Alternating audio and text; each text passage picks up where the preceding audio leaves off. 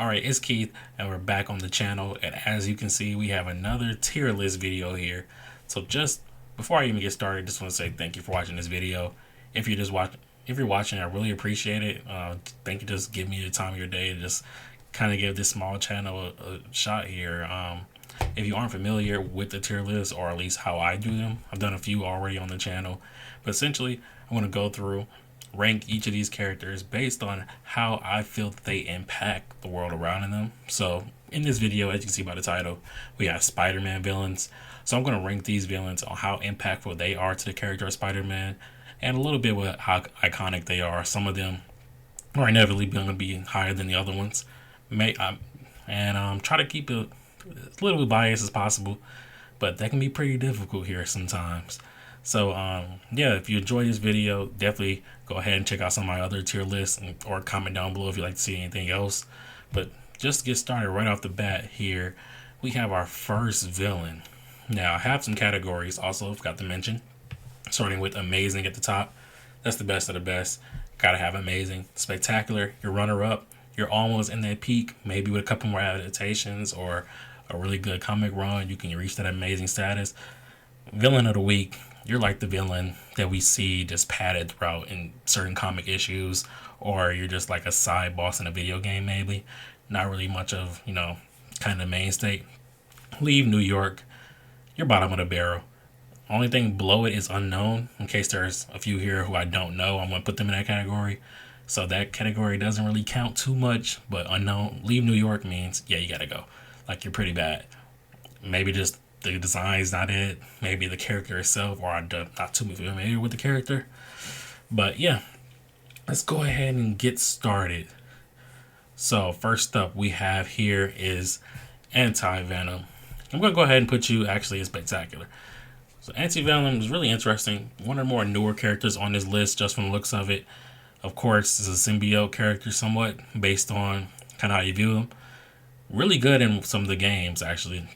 Really cool. We kind of got to see the Anti-Venom suit in the latest Marvel Spider-Man 2. Not the character, but kind of like the suit, or at least an iteration of it. I think it has a really cool design, actually. One of my favorite symbiote designs. So I'll go ahead and leave you there for now. Beetle. Oh, you're like the definition of villain of the week. Okay. I mean, it's passable. I mean, you're not a bad villain by any means, but like, nobody ever really thinks about Beetle. So we're going to go ahead and put you there. You're not really a threat to Spider-Man. This is Big Wheel. I've seen you before, but like, I really don't know anything about you. Like, I'm going to be honest. I think you're like more of a meme or kind of like joke villain of the week there. Let's see. Chameleon. Actually, you're going up into Spectacular.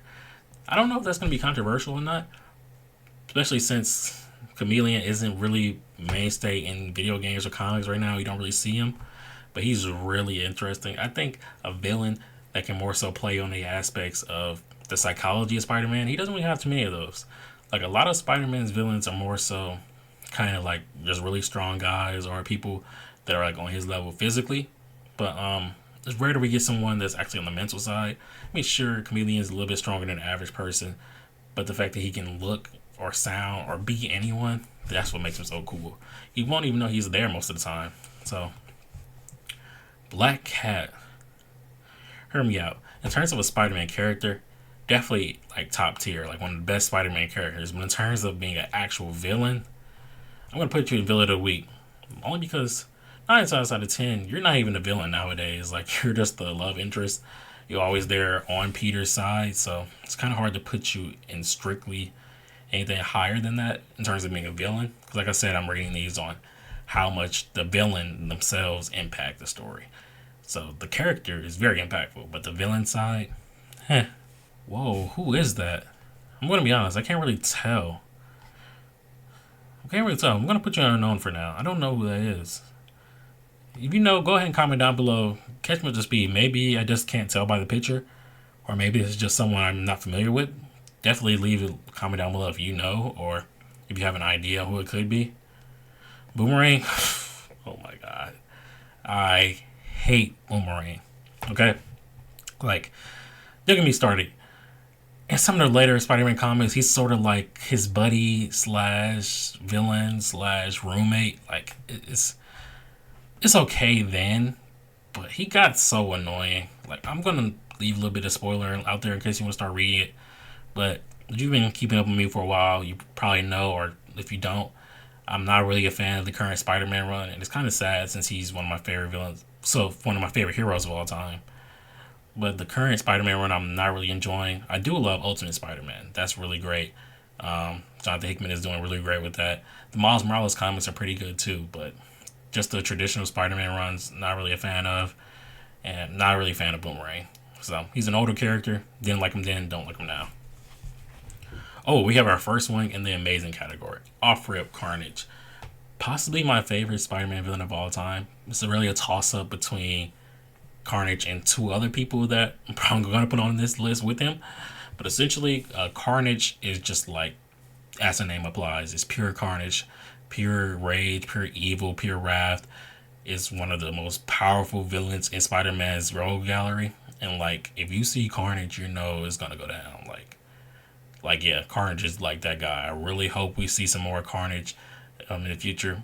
With Insomniac Spider-Man, I'm gonna be mentioning that probably a lot because I really love that game, all three of them. But hopefully we see more Carnage. If you played through that game, you saw some things that may or may not lead into that. That's all I'm gonna say. So yeah, definitely love Carnage whenever I can get him. All right, we have here is Hobgoblin. I really love Hobgoblin. Hobgoblin's one that's spectacular. Hobgoblin, see, it's kind of risky. I feel like it's very hard to do legacy characters, and even harder to do a legacy villain. Hobgoblin is sort of that, not really, because Green Goblin is still pretty relevant and still pretty impactful to the character of Spider-Man. But Hobgoblin is very similar, as you can tell. Suits are similar, the powers are similar, even the names are similar. But Hobgoblin is really cool. There's multiple different iterations of who Hobgoblin is. I think Hobgoblin is more iconic for how the storylines are, how he looks, rather so than the person behind the mask, unlike Green Goblin. But he's a very cool character who I'd like to see more going in the future. Doc Ock. One of the most iconic villains of all time. I'm going to be honest, Doc Ock isn't one of my favorite Spider-Man villains, but I would be wrong to not put you in the amazing category. Doc Ock is one of the most recognizable villains of all time. I mean, you have Spider-Man 2, even though I say he's not one of my favorite villains, it's my favorite Spider-Man movie, arguably my favorite comic movie of all time. Doc Ock has to go there. Man Spider? I'm not really a fan of Man Spider. It's a little bit weird because sometimes Man Spider is Peter, so he's kind of like his own worst enemy. I mean, it's a cool concept. Don't get me wrong, it's a cool concept. Remember as a kid, it kind of gave me nightmares a little bit when I saw it in the animated series. That's pretty funny. So you think it would be higher, right?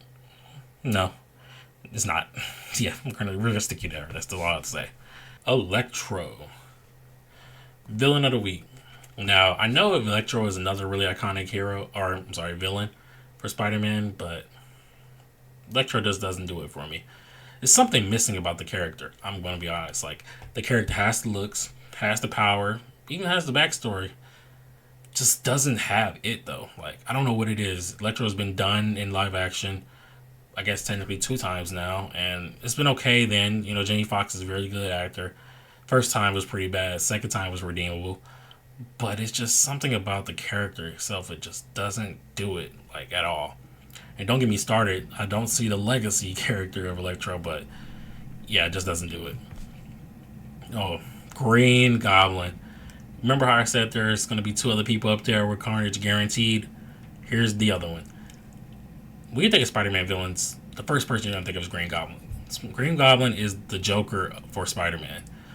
A lot of people compare them because they're kind of similar in character and look and design and things like that, but more so just how synonymous they are with the hero attached to them. When you think of Spider-Man, you think of Green Goblin.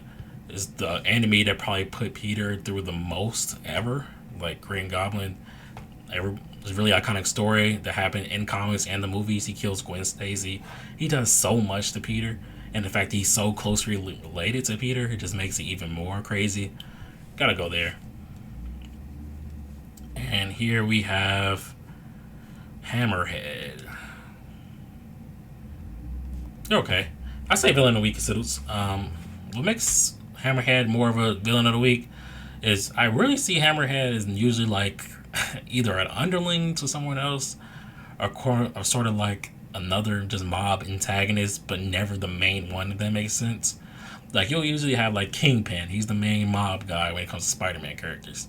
Or then you'll have Tombstone. So like they're the two main two. Then you have the third guy. He's got Hammerhead. He might work for one of those two. Might have his own faction, but he's never him. He's never that guy. You know. Oh, wait. Here's Hobgoblin. Is that not Hobgoblin? Let me know down in the comments. I know there's multiple iterations of the character.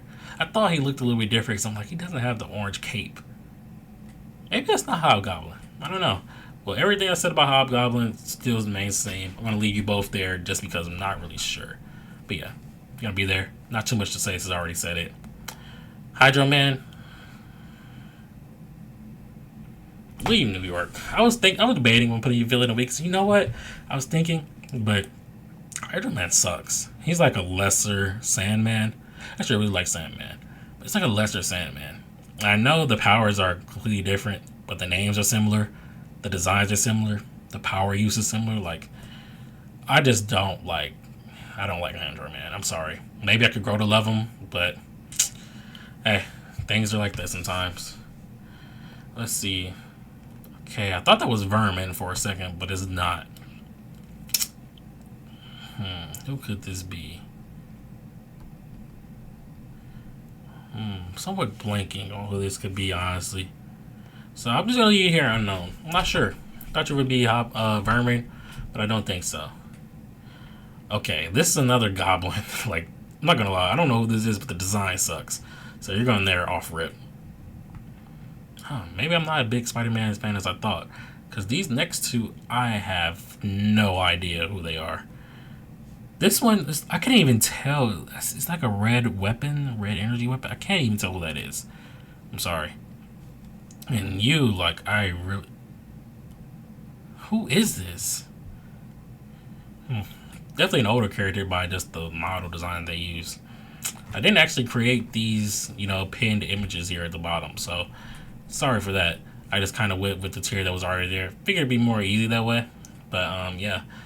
Definitely don't know who these 6 characters are. I know about Big Wheel, just more so like a kind of a gimmick character, but that's why I left him unknown.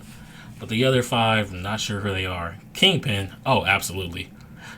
Actually, yeah. I'm going to put you in Spectacular. I thought about it because I love Kingpin a lot, but I love more Kingpin stories involving the character of Daredevil, so that's a separate story. We're talking about characters with Spider-Man. Yeah, he's definitely one of the most iconic characters for Spider-Man. Definitely one of his biggest threats, for sure. That's undoubtable. But I feel like there's a little bit holding him back from being up there with the greats. Like, he's not quite on the level of Carnage, Doc Ock, and Green Goblin, You can't just throw everybody in amazing, even if they are amazing, But you know who is going amazing? Kraven the Hunter. Kraven the Hunter is one of the most underrated Spider-Man villains, in my opinion. Especially since we haven't seen him live action. Technically, he's getting his own Sony movie, but if I'm being honest, I don't have much hope in that movie. Doesn't really look appeasing. And what's with the idea of giving us Spider-Man villain movies with no Spider-Man? I don't get it. It's been like 10 years now between Venom, Morbius, and Kraven, and they're just not it. Like, why are we getting Spider-Man villain movies with no Spider-Man? I mean, it makes no sense. We're getting Madam Web, like, whatever. It just doesn't make sense. Yeah, even though I like Venom, but the movies, it doesn't make sense. But anyway, yeah, so we have Kraven the Hunter here, one of Spider-Man's biggest adversaries, has some of the best storylines with Spider-Man. Like, how can you not like Kraven? He's just so cool. Like, he's like the bane of Spider-Man. I hate comparing Spider-Man's Rogue to Batman's, but they have the 2 most iconic. Like, those are just some of their most fearsome enemies, especially since Kraven is just purebred. Like, he's in it for the love of the game. Can't handle no man that's in it for the love of the game. The Lizard. I'm going to throw him into their Spectacular. I think what makes Lizard so great is the fact that Peter has such a close relationship with Dr. Connors. The story of what happens with the Lizard is very tragic, honestly. So it was really, really sad, like, seeing how that can be impactful to him. So overall, I believe that's why he's going to go there. The character itself is also really cool, really iconic, so I'm going to go throw him there. Mr. Negative. Same category. Everything I can kind of say about Lizard can kind of apply to Mr. Negative as well, just on a different level and dealing with Miles instead of Peter. Technically, Miles is Spider-Man, whether you like to hear that or not. He is. So Miles, for him, he didn't really have too close of a connection with the Lizard, but he does have a very close relationship with Mr. Lee. And yeah, if you play, depending on the certain iterations, especially most people nowadays are more familiar with the Spider-Man Marvel games on PS4 and PS5. He has a really crazy interaction with Mr. Lee, and I'm just gonna leave it like that in case you haven't played the game. But that character is really important to the character of who Miles is, so it kind of feels wrong not to put him there. We have another character here. What is that? I'm sorry, I don't know, guys. I really don't. Speaking of you, Morbius. Look, even though the movie was trash, the character is pretty cool. He was really good in animated series. I liked him a lot. Some of the comics, he's okay. He doesn't have any standouts. Especially in the old video games. I remember him in some of the older Spider-Man games. I think he was in Spider-Man 2 as a villain, if I'm not mistaken. It's a side villain. He followed in like a warehouse or something like that. He had to break down boarded windows, because he's a vampire. But he's a living vampire, Morbius. It's a pretty cool villain. I mean, I think it's kind of neat that Spider-Man has an actual vampire as a villain. That's pretty cool. Kind of similar to the next person that's coming up on the list, but he's okay. I'm not going to hold this movie against him. We just need to get more of him, honestly. At least more great content. Okay, we have Moreland here. And I'm not going to lie. I think he's going amazing. Like, hear me out. Don't get me wrong, he's not one of the most iconic Spider-Man villains, but he's super, like, deadly, like, an impact for the story of Spider-Man. Like, he's, especially in later iterations, like, he's just such a threat to Peter. Like, the fact that, the whole spider totem thing, I'm not really a huge fan of that, honestly. But the idea that this guy is going around to different universes and just killing Spider-Man off, honestly sounds pretty cool. Like, that's a really cool concept. And that he's just killing them off one by one, draining of their power. He's kind of like a vampire within himself. I'm kind of getting ahead of myself. Throwing me is amazing now that I think about it. But he's definitely going into spectacular. I can see him getting to that amazing status. He just needs that little push, Mysterio. Villain of the week. A really cool guy, Mysterio. Don't get me wrong, but you never been him. Like, I like the illusions. He's pretty cool, but Beck has always been like a joke character. So, that just is what it is. We have the Prowler. I'm going to go ahead and throw you in amazing.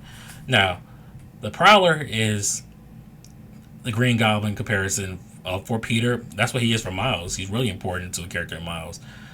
He's literally his uncle, so the whole idea of a family member being a villain definitely is really crazy, honestly. That can really impact you a lot, especially when you're really close to your uncle like Miles is. And just to see like the betrayal, the interactions between them and back and forth is really great in every iteration I've seen, whether it's comics, animated shows, animated movies, and even video game. It's all done really, really great, really superb. And honestly, the character of Prowler might not be one of my favorites, but who he is and how he impacts Spider-Man is definitely great. Rhino. I feel like the idea of villain of the week is, I'm so happy I named it that, because that's literally what all of those people are. Maybe you can debate it for Black Cat, but every single one of them are villain of the week. Like, Rhino, you're cool, I guess. You're a Rhino. Like, you're not smart. You're just super strong. And for me, characters that are just strong and that's it aren't really anything for me. So I'm going to put you there. Sandman. Actually, Sandman is really, really good.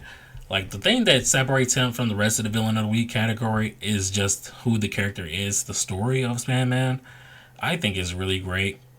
All the backstory things with Flynn Marko are awesome. Seeing not only why he became Sandman or how, because that's not really that important, I feel like, but more so his reasoning and kind of like how he fights between being a villain and just trying to leave it all behind, be a better person most of the time, but he never really can. He always somehow finds his way back to villainy. I think it's a really cool concept. and we have Scorpion. When I think of villain of the week characters, I really think of two people, Scorpion and Rhino. When I made that category, I was literally two of the people that came to mind. Scorpion's cool, I guess. I mean, he has a cool design, but I'm gonna be honest, I'm not really a fan. We have the symbiote. Oh, what's the names? Scream? No, that's not right. One of those. One of those sound echo, something like that. You guys are gonna eat me up in the comments. I already know it. I just seem like a fraud here. But oh yeah, by the way, if you're still watching, thank you. I really appreciate it. Like I said, I've been coming here on YouTube really just want to make content for people that are like me, that just love comics, love Spider-Man, love Star Wars, love all these kind of nerdy and niche things. Just kind of want to, spread my own love and appreciation for it here. So if you're watching, I appreciate you, definitely. But yeah, go ahead and comment down below and roast me for not remembering her name. But I'm going to go ahead and put you in Villain of the Week. I want to say the name is Scream. I feel like that fits. It starts with an S, I know that. But you're a symbiote character. I love the symbiotes. The whole idea and concept of them, I think they're really cool. Especially Carnage, and one that we haven't gotten to yet. I really love. But yeah, it's like, you really can't go wrong with the symbiotes. The designs are all cool. I like seeing how some of them have different powers, how they're all kind of related, literally in a certain sense. It was pretty cool. Leave New Shocker. I want to put you in Leave New York because you're trash. Like, you're literally trash. I'm sorry. But he's so entertaining. I'm not gonna lie.